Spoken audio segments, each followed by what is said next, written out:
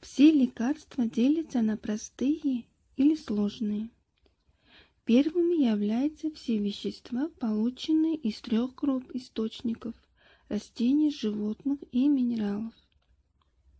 Сложным лекарством являются смешанные из разных групп растительные с животными или минеральными, или же смесь из представителей всех 3 групп.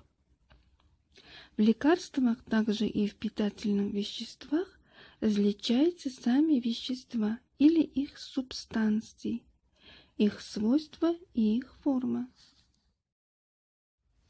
Вещества с полезными особыми свойствами бывает 4 родов. Первый из них составляют те, которые оказывают действие лишь своей формой. Это противоядие.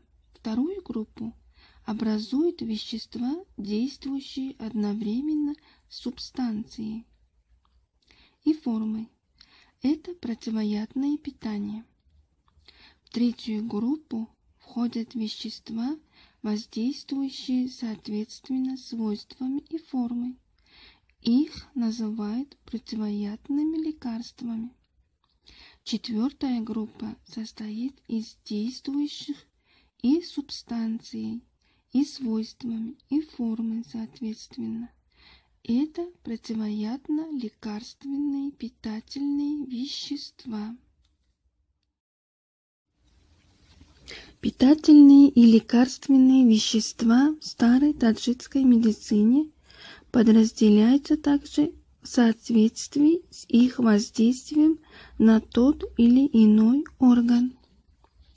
Так, с точки зрения пользы для определенных органов, способствующими деятельности мозга и укрепляющими его, считаются такие средства, как яблоки, груши, имбирь, амбра, гвоздика, лепестки красной розы, розовая вода, шиповник, а также мозги животных.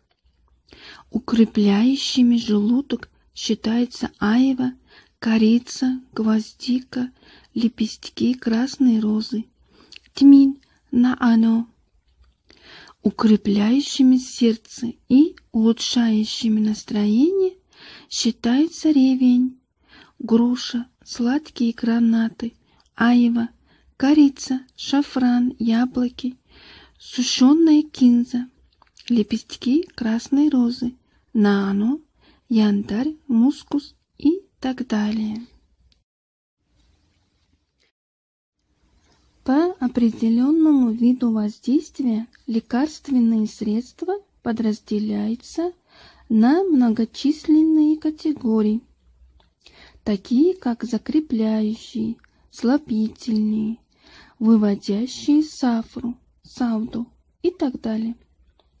Например, закрепляющими свойствами обладает рис, чечевица, янтарь, тминь, пшено, крахмал, нахут и другие.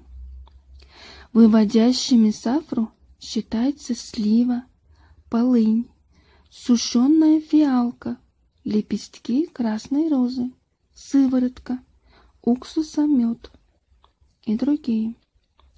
Средства, выводящие и уменьшающие лимфу, алоэ, сенна, тимьян, перец черный, перец красный и другие.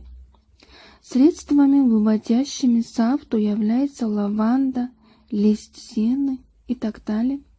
Растворяющими плотные, густые, вязкие материи и выводящими их являются ромашка, тысячелистник, мята, лавровый лист и другие.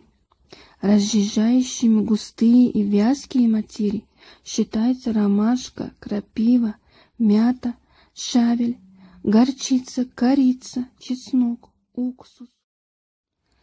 Средствами, способствующими быстрейшему созреванию сырых материй, а также нарывов и так прочее, считаются и инжир, шафран, капуста и другие.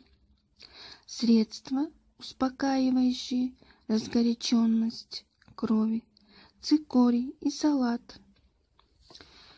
Средства, устраняющие густоту и вязкость крови.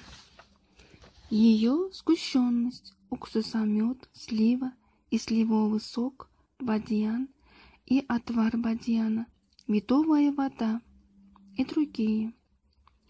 Обладающими мочегонным и патагонным действием являются ромашка, анис, тысячелистник, корица, петрушка, успокаивающие боль, яичный белок, утиный жир, крахмал и другие, рассеивающие ветры, газы, испарения и выводящие их из организма зира, имбирь, анис, черный перец, петрушка, задерживающими вещества, которые должны быть выведены из организма и создающими закупорки, являются слизи и слизистые вещества.